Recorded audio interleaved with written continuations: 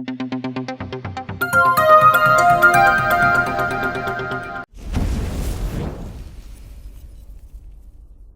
Everyone, welcome back to pharmacy India live. आज इस lecture में हम बात करने वाले हैं डी फार्म फर्स्ट ईयर में जो हमारा सब्जेक्ट है सोशल फार्मेसी, उसमें हम आज चैप्टर 5 स्टार्ट करने वाले हैं और चैप्टर 5 से पार्ट 1 होने वाला है, जिसमें हम पढ़ेंगे introduction to health systems and all going national health programmes in India. यानी कि एक हेल्थ सिस्टम क्या होता है उसके बारे में हम अच्छे से जानेंगे इस लेक्चर में, और साथ ही साथ जो हमारे नेशनल हेल्थ प्रोग्राम्स इंडिया के अंदर चल रहे हैं वो कौन कौन से हैं उन सब के बारे में आज इस लेक्चर में हम डीपली बात करने वाले हैं। उससे पहले आप हमारे चैनल फार्मेसी इंडिया लाइव पर नए हैं, हमारे चैनल को सब्सक्राइब कीजिए। साथ ही साथ आप हमसे जुड़ सकते हैं व्हाट्सएप के थ्रू। हमारा व्हाट्सएप नंबर है 9389516306। इसको सेव कीजिए। सेव करने के बाद हमें कैपिटल लेटर्स में टाइप कर टीपी इंडिया भेज दीजिए। आप तक लेटेस्ट फार्मा अपडेट्स पहुंचते रहेंगे, चाहे वो आपकी एकेडमिक से रिलेटेड है या फिर वो आपकी जॉब से रिलेटेड है। साथ ही साथ आप हमारी एप्लीकेशन यानी कि प्ले स्टोर से pharmacy India mobile app download कीजिए, उसमें रजिस्ट्रेशन कीजिए। रजिस्ट्रेशन करने के बाद आप हमसे जुड़ सकते हैं, हमसे कनेक्ट कर सकते हैं। तो चलिए शुरू करते हैं। उससे पहले एक नजर डालते हैं सिलेबस पे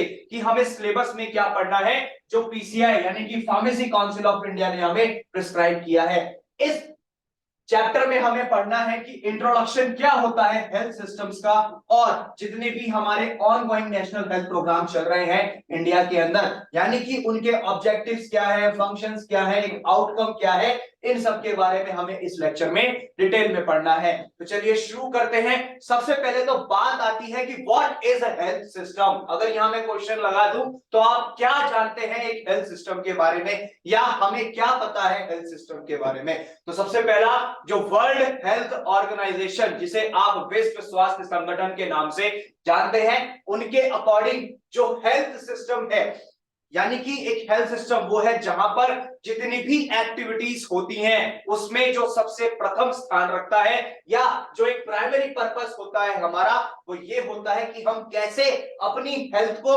प्रमोट कर सकते हैं, उसको रिस्टोर कर सकते हैं, और साथ ही साथ कैसे हम उसको मेंटेन कर सकते हैं। तो वो सब आता है हमारे एक हेल्थ सिस्टम में। यानी कि इन शॉर्ट, एक सरल या साधारण भाषा में अगर मैं कहूं तो हम अपनी हेल्थ को यानी कि अपने स्वास्थ्य को किस तरीके से बढ़ावा देते हैं। क्या हम अपने लिए खुद से अपनी लाइफ को, अपनी हेल्थ को मेंटेन करने के लिए कुछ काम करते हैं या नहीं, हम उसको रिस्टोर करते हैं या नहीं। एक बार हम बीमार हुए, उसके लिए हमने उपचार ले लिया, डॉक्टर से हमने अपना ट्रीटमेंट करा लिया, ठीक हो गए, लेकिन अब जो हम ठीक हो गए हैं उसकी मेंटेनेंस होती रहे हमारी बॉडी की, या हमारी जो सेहत ठीक हो गई है, हम एकदम से फिट हो गए हैं, उसको मेंटेन करके चलें, क्या उसके लिए हम कुछ करते हैं। तो वो सारी चीजें आती हैं हमारे एक हेल्थ सिस्टम में।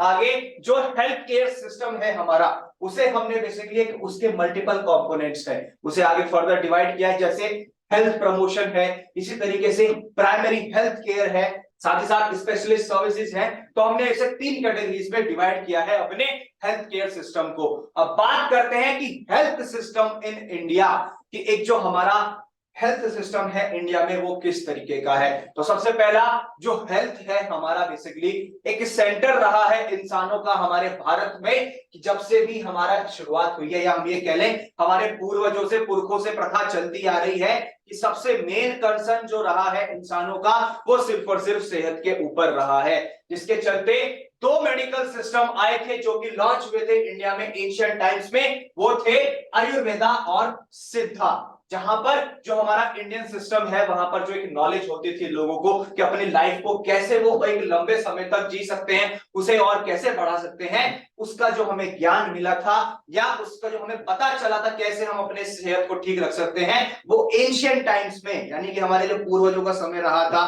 पुरखों का समय रहा था, उसमें आयुर्वेदा और सिद्धा आए थे। साथ ही साथ आपने नाम सुना होगा चरक संहिता और सुश्रुत संहिता, ये 2 इंपॉर्टेंट मेडिकल ट्रीटीज है जो हमारे एंशिएंट टाइम से चलती आ रही हैं। इन्हीं को फॉलो किया जाता है, इन्हीं की हेल्प से जितनी दवाइयां बनी है एंशिएंट टाइम से लेके अब तक, उन सबका रेफरेंस यहां से जरूर लिया जाता है। साथ ही साथ जो हमारा हॉस्पिटल सिस्टम डेवलप हुआ था इंडिया में, वो हुआ था जब एक हमारे, आपने नाम सुना होगा, एम्परर अशोका, उस टाइम से इंडिया के अंदर हॉस्पिटल सिस्टम लागू किया गया था। साथ ही साथ जो अशोका थे, यानी कि वो एक सबसे पहले ऐसे लीडर थे जिन्होंने अपनी वर्ल्ड की हिस्ट्री में एक हेल्थ केयर सिस्टम को हर सिटीजन तक, हर नागरिक तक पहुंचाने की कोशिश की थी। अब चाहे वो अमीर हो, गरीब हो, सबके लिए वो खड़े रहे थे कि जो हेल्थ केयर सिस्टम है, एक हॉस्पिटल की जो रिक्वायरमेंट है, वो हर एक नागरिक तक पहुंच सके, हर प्राणी तक पहुंच सके, कोई भी इलाज से, उपचार से, डॉक्टर से कोई भी वंचित ना रह पाए। तो उसके लिए ये एक इकलौते ऐसे लीडर रहे थे सबसे पहले जिन्होंने इसके लिए कदम उठाया था हेल्थ केयर सिस्टम के लिए। नेक्स्ट, जब हमारे हॉस्पिटल्स बनने स्टार्ट हो गए थे तो वो सिर्फ और सिर्फ लोगों के लिए नहीं, वो एनिमल्स के लिए भी स्टार्ट हुए थे। हॉस्पिटलाइजेशन सिर्फ इंसानों के लिए लागू नहीं किया गया था, जानवरों के लिए भी शुरुआत की गई थी। आगे चलें, बात करते हैं 1983 की। तो फर्स्ट नेशनल हेल्थ पॉलिसी हमारे इंडिया के अंदर इंट्रोड्यूस हुई थी, जिसका जो मेन एम था, जो एक लौता सिद्धांत था, वो सिर्फ और सिर्फ ये था कि हम एक यूनिवर्सल हेल्थ प्रोवाइड कराएं, साथ ही साथ एक हमारा प्राइमरी हेल्थ सर्विसेज को हम जो है और प्रमोट कर सके और बढ़ावा दे सके, हेल्थ केयर सिस्टम को और सुधार सके। तो सबसे पहली पॉलिसी 1983 में आई थी। नेक्स्ट 2000 यानी कि 2000 की बात करें तो जो नेशनल पॉपुलेशन पॉलिसी एनपीपी के नाम से उसको इंट्रोड्यूस किया गया था, और सेकंड हेल्थ पॉलिसी हमारी इंट्रोड्यूस हुई थी 2002 में। हम बात कर रहे हैं इंडिया की। 1983 में सबसे पहली नेशनल हेल्थ पॉलिसी आई, 2002 में दूसरी नेशनल हेल्थ पॉलिसी आई, और 2000 में हमारा नेशनल पॉपुलेशन पॉलिसी आई थी। आगे चले, 2005 की बात करते हैं तो जो हमारी गवर्नमेंट ऑफ इंडिया है, उन्होंने लॉन्च किया था एक national rural health mission. National rural health mission 2005 में इंडियन गवर्नमेंट, सेंट्रल गवर्नमेंट के द्वारा स्टार्ट किया गया था, जिसका जो मेन गोल था वो सिर्फ और सिर्फ ये था कि कैसे हम एक अवेलेबिलिटी को सुधार सकते हैं, और जो एक हमें क्वालिटी पहुंचानी है हेल्थ केयर पे लोगों के लिए, उसको कैसे और एक्सेस किया जा सकता है, जिससे कि जो हमारे रूरल एरियाज है स्पेशली वहां पर हम प्रॉपर फैसिलिटीज पहुंचा सके, प्रॉपर मेडिकल फैसिलिटीज पहुंचा सके। 2007 की बात करें तो टेलीमेडिसिन और जो मेडिकल टूरिज्म था उसको इंट्रोड्यूस किया गया था हमारे हेल्थ केयर सिस्टम में इंडिया के अंदर। तो ये हमारा एक इंडिया के अंदर इस तरीके से हेल्थ केयर सिस्टम लागू हुआ था, या हम कह सकते हैं कि हेल्थ केयर सिस्टम इस तरीके से आया था। अब आगे चले, national health policy NHP 2017, latest national health policy जो चल रही है वो 2017 से चल रही है। अब बात करते हैं organisation and administration of health system in India, कि एक ऑर्गेनाइजेशन और एडमिनिस्ट्रेशन क्या है हमारे हेल्थ सिस्टम में इंडिया के अंदर। तो इंडिया के अंदर बेसिकली 28 स्टेट्स आती हैं और 8 यूनियन टेरिटरीज आती हैं। अब चेंज हो गई है, यूनियन टेरिटरीज बढ़ गई हैं, ठीक है। अब बात करें तो जो हमारे स्टेट्स हैं जहां पर इंडिपेंडेंट मैटर्स के मामले में एक हेल्थ केयर सिस्टम पे जो लोगों का चलता है वो बहुत ज्यादा है, तो वो आते हैं किसके अंदर, इंडियन कॉन्स्टिट्यूशन के अंतर्गत आते हैं। साथ ही साथ हर स्टेट के पास एक खुद का हेल्थ केयर सिस्टम है जहां से वो लोगों तक डिलीवरी प्रोवाइड कराते हैं, उपचार प्रोवाइड कराते हैं, ट्रीटमेंट प्रोवाइड कराते हैं। नेक्स्ट, अगर जो एक हमारा मेन एम होता है क्या, कि हमें जो है हेल्थ फॉर ऑल 2020 में एक मोटो आया था हेल्थ फॉर ऑल, तो इसको अगर अचीव करना है तो उसके लिए हमारे 4 लेवल होने चाहिए एक हेल्थ सिस्टम के लिए इंडिया के अंदर। वो कौन कौन से हैं? सबसे पहला नेशनल यानी कि सेंट्रल लेवल, दूसरा स्टेट लेवल, तीसरा डिस्ट्रिक्ट लेवल, और चौथा कम्युनिटी लेवल। तो ये 4 लेवल होते हैं जब हमें अगर एक हेल्थ फॉर ऑल 2020 का मोटो अगर लागू करना है, लोगों तक उपचार अच्छे से पहुंचना है, हर नागरिक तक ये उपचार पहुंचना चाहिए, ट्रीटमेंट पहुंचना चाहिए, तो उसके लिए ये 4 मेथड्स होने चाहिए, नेशनल यानी कि central level, state level, district level और कम्युनिटी लेवल। अब बात आती है नेशनल यानी कि central level health care system की। अब इसके अंदर की बात करें तो इसके अंदर होता क्या है, इसके अंदर आते हैं ministry of health and family welfare. जो ministry of health and family welfare है वो हमारे नेशनल यानी कि central level health care system में आती है। दूसरा directorate general of health services, और तीसरा आता है the central council of health and family welfare. तो ये 3 मिनिस्ट्रीज आती हैं एक नेशनल यानी कि सेंट्रल हेल्थ केयर सिस्टम के अंदर। सबसे पहले unit union ministry of health and family welfare की बात करें तो बेसिकली ये ऑर्गेनाइजेशन है जहां ये जो हमारी union ministry of health and family welfare है इसको हेड करता है कौन, कैबिनेट मिनिस्टर, और जो मिनिस्टर होते हैं स्टेट्स के वो इसको चलाते हैं। और इसके अंदर 3 डिपार्टमेंट होते हैं, कौन कौन से, डिपार्टमेंट ऑफ हेल्थ यहाँ होता है, डिपार्टमेंट ऑफ फैमिली वेलफेयर होता है, और साथ ही साथ जो हमारा department of Indian system of medicine and homeopathy जिसे आप ISMNH यानी कि department of Indian system of medicine and homeopathy, वो इसके अंदर आता है। अब बात करें जो फंक्शंस हैं किसके, department of medical and public health, उसके फंक्शंस क्या है, सबसे पहला हेल्थ पॉलिसी को प्रिपेयर करने का काम होता है, दूसरा जो एक हमारे नेशनल हेल्थ प्रोग्राम को लेकर कंडीशन है पूरे इंडिया में वो कैसी है, साथ ही साथ तीसरा ड्रग कंट्रोल के ऊपर भी काम करते हैं, नेक्स्ट जो कम्युनिकेबल और नॉन कम्युनिकेबल डिजीजेस को कैसे कंट्रोल करना है उसके लिए काम होता है, साथ ही साथ जो हमारे डिस्पोजल की सप्लाई होती है और उनकी मेंटेनेंस होती है उसकी देखरेख की जिम्मेदारी भी department of medical and public health की होती है, साथ ही साथ मेडिकल एजुकेशन और रिसर्च प्रोवाइड कराना, तो ये सब काम होता है किसका, जो हमारा डिपार्टमेंट है मेडिकल एंड पब्लिक हेल्थ। अब बात करते हैं next functions of department of family welfare कि डिपार्टमेंट ऑफ फैमिली वेलफेयर के फंक्शंस क्या होते हैं। सबसे पहला पॉलिसी को प्रिपेयर करना और उनके रिगार्डिंग प्लानिंग करना, कैसे होनी चाहिए कैसे नहीं होनी चाहिए, इंफॉर्मेशन कलेक्ट करना और साथ ही साथ उसका फिर इवैल्यूएशन करना। नेक्स्ट सप्लाई ऑफ कॉन्ट्रासेप्टिव्स, ये काम भी डिपार्टमेंट ऑफ फैमिली वेलफेयर का होता है। मैटरनल और चाइल्ड हेल्थ सर्विसेज प्रोवाइड कराना, वो भी काम डिपार्टमेंट ऑफ फैमिली वेलफेयर का है। नेक्स्ट रूरल हेल्थ सर्विसेज कैसी है कैसी होनी चाहिए, इंप्रूवमेंट की जरूरत है या नहीं, वो सबका काम भी डिपार्टमेंट ऑफ फैमिली वेलफेयर का होता है। नेक्स्ट जो हमारे एनजीओ का सपोर्ट चाहिए एक रूरल हेल्थ सर्विसेज के लिए, उसके लिए भी सारी प्रॉपर प्लानिंग करना, वो भी काम डिपार्टमेंट ऑफ फैमिली वेलफेयर का होता है। नेक्स्ट आता है डेवलपमेंट ऑफ सब सेंटर्स, अगर एक सेंटर से काम नहीं हो रहा है तो सब सेंटर्स बनाने का काम भी फैमिली वेलफेयर डिपार्टमेंट का होता है। अब बात करते हैं functions of department of Indian system of medicine and homeopathy जिसे आप ISMNH के नाम से जानते हैं। तो सबसे पहला फंक्शन कहता है कि जो हमारी मेडिकल एजुकेशन है उसको अपग्रेड करने का काम होता है, साथ ही साथ जो हमारे न्यू रिसर्च प्रोग्राम्स चलते हैं मेडिसिन को लेकर के वो होने चाहिए, वो भी काम ISMNH का होता है। नेक्स्ट प्रमोशन कैसे होना है, कल्टीवेशन कैसे होना है और रीजनरेशन कैसे होना है मेडिसिनल प्लांट्स का, उसके लिए भी रेस्पॉन्सिबिलिटी कौन प्ले करता है, ISMNH। नेक्स्ट आता है जो हमारे फार्माकोपियल स्टैंडर्ड्स हैं ISMNH ड्रग्स के लिए, उनका इन्वॉल्वमेंट कराना, वो भी काम है किसका, डिपार्टमेंट ऑफ ISMNH का। अब आगे चलते हैं, अब बात करते हैं directorate general of health services जिसे DGSH के नाम से जानते हैं। तो इसकी बात करें तो जो एक मेन प्रिंसिपल एडवाइजर होता है एक यूनियन गवर्नमेंट के लिए, वो डिपार्टमेंट कौन सा होता है, directorate general of health services जिसे DGHS के नाम से जानते हैं। साथ ही साथ DGHS इसको असिस्ट करता है कौन, एक एडिशनल डायरेक्टर, और टीम होती है उसके डेप्यूटीज की, साथ ही साथ एक लार्ज एडमिनिस्ट्रेशन स्टाफ भी इसके अंदर होता है।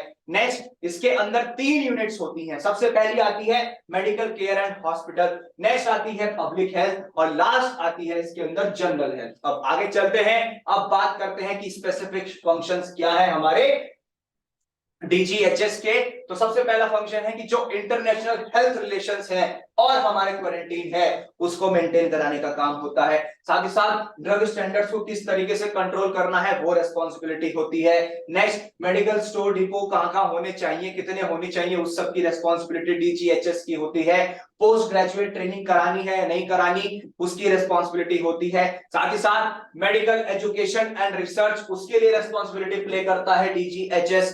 और नेक्स्ट नेशनल हेल्थ प्रोग्राम्स जो हमारे इंडिया के अंदर होने हैं उनकी रेस्पॉन्सिबिलिटी भी DGHS ही प्ले करता है।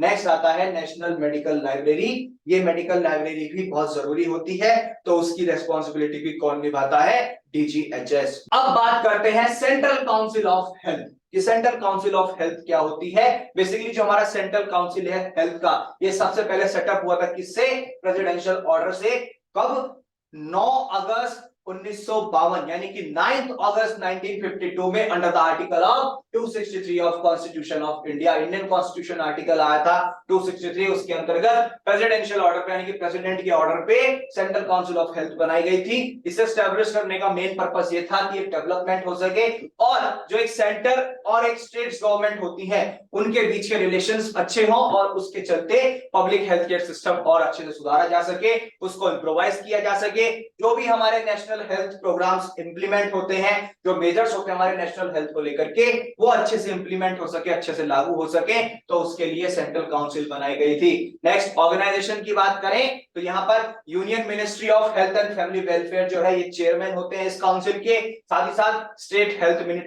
मिनिस्ट्रीज होती हैं यहाँ पर, वो इसके मेंबर होते हैं। और नेक्स्ट आगे चलें, अब इसके फंक्शंस की बात करें तो फंक्शंस कहते हैं कि एक कैसे हम अपनी जो एक सेंट्रल गवर्नमेंट और स्टेट हेल्थ डिपार्टमेंट्स होते हैं, सेंट्रल हेल्थ डिपार्टमेंट्स और स्टेट हेल्थ डिपार्टमेंट्स, तो उनके बीच का कॉपरेशन कैसे मेंटेन किया जा सकता है, कैसे प्रमोट किया जा सकता है, तो वो फंक्शन प्ले करता है सेंट्रल काउंसिल। और कैसे एक हम रिकमेंड कर सकते हैं यूनियन गवर्नमेंट को कि जो हमारी एक डिस्ट्रीब्यूशन होनी है, अवेलेबिलिटी किस तरीके की है, हमें क्या चाहिए हेल्थ को लेकर के पर्टिकुलर स्टेट्स में, तो उसकी रिक्वायरमेंट को भी पूरी करना। साथ ही साथ जो हमारे प्रपोजल्स हैं एक लेजिस्लेशन को लेकर के, इसके मेडिकल और पब्लिक हेल्थ मैटर्स को लेकर के, तो उसमें जो प्रपोजल्स हैं उसको भी बनाने का काम सेंट्रल काउंसिल का होता है। साथ ही साथ वो कंसिडर करते हैं, ध्यान में रखते हैं और रिकमेंड भी करते हैं बोर्ड को कि जो भी आपकी एक आउटलाइंस है हेल्थ को लेकर के, वो सारे एस्पेक्ट्स हम फॉलो करेंगे, उनको ध्यान में रखेंगे। नेक्स्ट अब बात करते हैं स्टेट हेल्थ एडमिनिस्ट्रेशन की, कि स्टेट हेल्थ एडमिनिस्ट्रेशन क्या कहता है, जो फंक्शंस है स्टेट हेल्थ डायरेक्टरेट के वो क्या होते हैं। सबसे पहला, जो भी हमें स्टडीज चाहिए, जो हमारा डिपार्टमेंट है हेल्थ प्रॉब्लम को लेकर के, उसमें प्रोवाइड कराना सारी स्टडीज को, और साथ ही साथ जो हेल्थ सर्विसेज होती हैं स्टेट के अंदर उन सब के ऊपर निगरानी रखना। नेक्स्ट, जो हमारा नेशनल हेल्थ प्रोग्राम है उसे इंप्लीमेंट कराने का काम होता है, और कैसे हम प्रमोट कर सकते हैं, सप्लाई कर सकते हैं, मैनेज कर सकते हैं जितनी भी हमारी हेल्थ सर्विसेज होती हैं पर्टिकुलर स्टेट पे। और एक प्राइमरी हेल्थ सर्विसेज क्या है, स्कूलिंग कैसे होनी चाहिए हेल्थ सर्विसेज को लेकर, फैमिली प्लानिंग सर्विसेज, एमसीएच, ठीक है, और साथ ही साथ ऑक्यूपेशनल हेल्थ सर्विसेज एक्सेट्रा, इन सब के ऊपर भी ध्यान रखने का काम, रिस्पांसिबिलिटी कौन प्ले करता है, स्टेट हेल्थ डायरेक्टरेट रखता है। और जो भी हमारा एक वाइटल स्टेटस आता है उसको कलेक्ट करने का काम भी स्टेट हेल्थ डायरेक्टरेट का होता है। नेक्स्ट, जो एक रिप्रोडक्टिव और मैटरनल एंड चाइल्ड हेल्थ होती है उसके और एनकरेज करना, उसके बारे में लोगों को और एजुकेट करने का काम भी जो रिस्पांसिबिलिटी प्ले करता है वो स्टेट हेल्थ डायरेक्टरेट ही करता है। अब बात करते हैं आगे और फंक्शंस की, तो जो एक हमारा न्यूट्रिशन प्रोग्राम चलाया जाता है, किसको, अंडर नरिश्ड पॉपुलेशन जो होती है हमारी स्टेट की, उसको भी और बढ़ावा देना, उसको और एनहेंस करने का काम भी स्टेट हेल्थ डायरेक्टरेट का होता है। फूड अडल्ट्रेशन पे कंट्रोल करने का काम होता है। साथ ही साथ जो हमारी मेडिकल और नर्सिंग एजुकेशन होती है, नर्सेस की ट्रेनिंग होती है, फीमेल हेल्थ वर्कर्स को सिखाने का काम, और अदर हेल्थ वर्कर्स जो होते हैं उन सबकी नॉलेज को, उन सबकी ट्रेनिंग को और प्रमोट करने का काम भी स्टेट हेल्थ डायरेक्टरेट का होता है। साथ ही साथ जो रूरल और अर्बन हेल्थ सर्विसेज होती हैं एक डिस्ट्रिक्ट मेडिकल ऑफिसर्स की तरफ से, उन सबको भी रेगुलेट करने का काम भी स्टेट हेल्थ डायरेक्टरेट का होता है। नेक्स्ट, जो एक फीडबैक है स्टेट हेल्थ मिनिस्ट्री का किस चीज के रिगार्डिंग, हेल्थ सर्विसेज के रिगार्डिंग, उसको भी डिलीवर करने का काम स्टेट हेल्थ डायरेक्टरेट का होता है। साथ ही साथ और ये कंफर्म करना जो भी रूल्स हैं हमारे यूनियन मिनिस्ट्री के हेल्थ स्टेट के लेकर के हेल्थ मिनिस्ट्री के, वो प्रॉपर फॉलो हो रहे हैं या नहीं, तो उन सब के ऊपर भी निगरानी रखने का काम स्टेट हेल्थ डायरेक्टरेट का होता है। अब आगे चलते हैं, ऑर्गेनाइजेशन कैसा होता है डिस्ट्रिक्ट लेवल पे, उसके बारे में हम बात करते हैं। तो फंक्शंस की बात करें, बेसिकली जो एक हमें एक एक्सटर्नल ऑर्गेनाइजिंग यूनिट चाहिए उसको प्रोवाइड करने का काम किसका होता है, डिस्ट्रिक्ट लेवल अथॉरिटी का होता है। साथ ही साथ जो एक इंडिपेंडेंट सेगमेंट हमें चाहिए नेशनल हेल्थ सिस्टम को लेकर के, वो भी यही प्रोवाइड कराते हैं।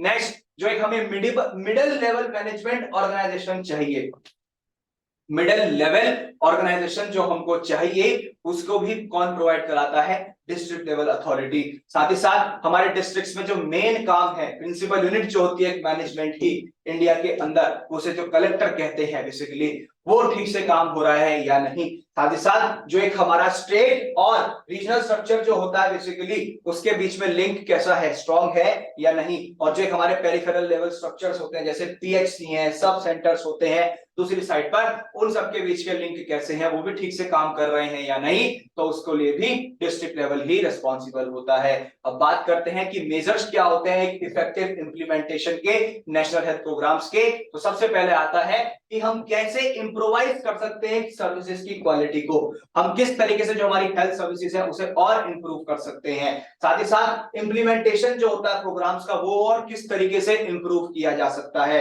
नेक्स्ट, जो अप्रोप्रिएट ट्रेनिंग एक चाहिए वर्कर्स के लिए उसको कैसे अरेंज करना चाहिए वो भी हमारा इसमें आता है। नेक्स्ट, जो हम एक अवेयरनेस है हमारी नेशनल हेल्थ प्रोग्राम्स को लेकर के उसे और कैसे हम बढ़ा सकते हैं पब्लिक में, नॉर्मल आम जन में, उसके लिए काम करना। साथ ही साथ जो एक गैप है किस किस के बीच में, जो एक इंफ्रास्ट्रक्चर है और एक हेल्थ पर्सनल है उसके बीच का उस गैप को फिल करने का काम भी हमारे बेसिकली यही इफेक्ट्स होते हैं।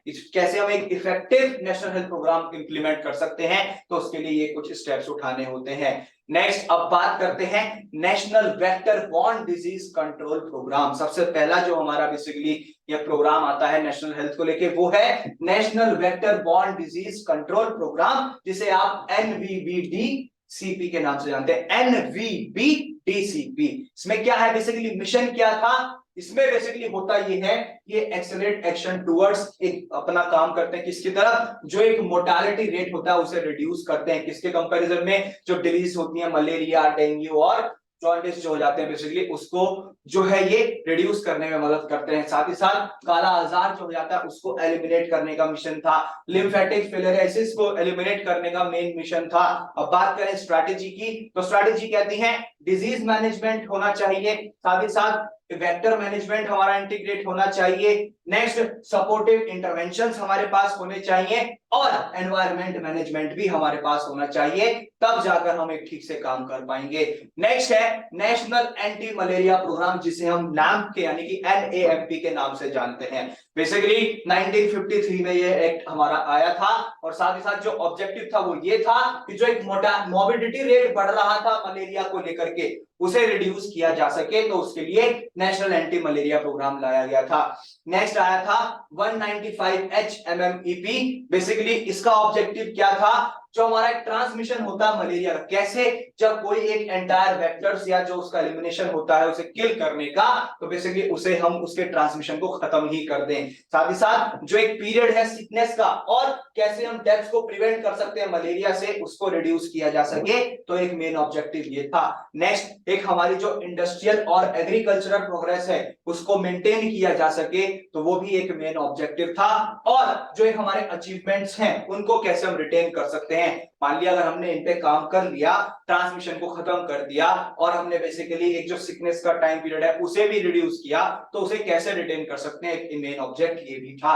अब बात करें नेक्स्ट इसकी एक्टिविटीज की, तो अर्ली डिटेक्शन हम कैसे कर सकते हैं और एक प्रॉम्प्ट ट्रीटमेंट जो हमें अच्छा ट्रीटमेंट चाहिए वो कैसे दे सकते हैं, तो वो बेसिकली मेन एक्टिविटी में आता है। साथ ही साथ वेक्टर कंट्रोल को सेलेक्ट करना, जैसे रेसिडुअल इंसेक्टिसाइड स्प्रे होते हैं वो यूज करना, साथ ही साथ एंटी लार्वे मेजर्स को यूज करना।